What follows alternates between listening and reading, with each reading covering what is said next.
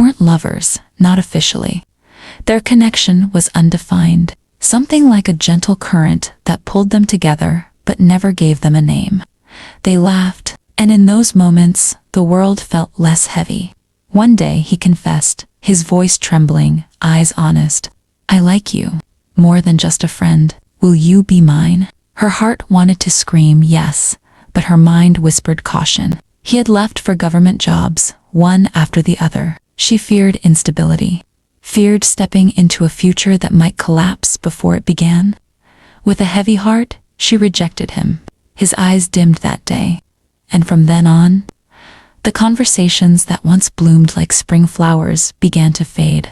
Messages grew shorter, calls stopped coming, and silence crept in where laughter once lived. But silence cannot erase love. She tried to move on, tried to convince herself that her decision was practical. Yet, no matter how many nights passed, her mind wandered back to him, to the way he taught her to live boldly, to embrace every moment without fear of judgment. He had shown her that life could be beautiful without being cringe or pretentious, and that memory clung to her heart like a soft scar. Fate, however, wasn't done with them. He returned to her hometown after being selected in SSB's stable career, a sign of his growth. The news spread like wildfire, and her heart skipped when she saw him again, standing tall, confident, stronger than before. But they barely talked. A thin wall of pride and hesitation separated them. She told herself it didn't matter. But every time she saw him from a distance, her chest tightened. Every memory they had together came rushing back: the late-night talks, the shared laughter, the unspoken promises. One evening, she saw him walking by the riverside, where the sunset painted the sky in shades of gold and crimson. Her heart pounded. She wanted to turn away, but something inside whispered, "This is your moment. Don't let it slip." Gathering courage, she called out his name.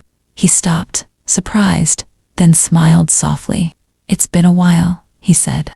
Her voice trembled, but her eyes spoke the truth. For a long moment, silence lingered between them, filled with the weight of all the unsaid words.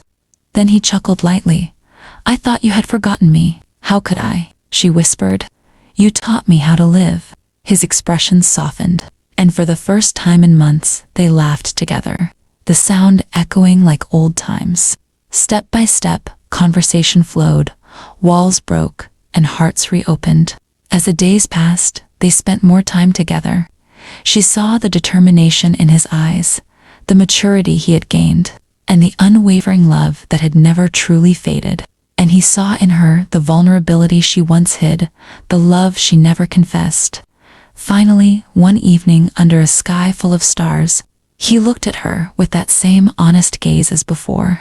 "This time," he said gently, "don't let fear stop you. Will you be mine?" Her eyes glistened with tears, but her smile was radiant. "Yes, this time, yes." And just like that, two souls that had drifted apart found their way back to each other, not in the name of fate, but because love never truly dies. They walked hand in hand, knowing that love wasn't about perfection, nor about fear. It was about choosing each other, again and again, no matter the odds. In the end, she realized something profound. Sometimes, moving on doesn't mean forgetting. Sometimes it means returning, with a stronger heart and a clearer mind, to the one who was meant to stay. And so, their story didn't end in silence. It blossomed into a forever.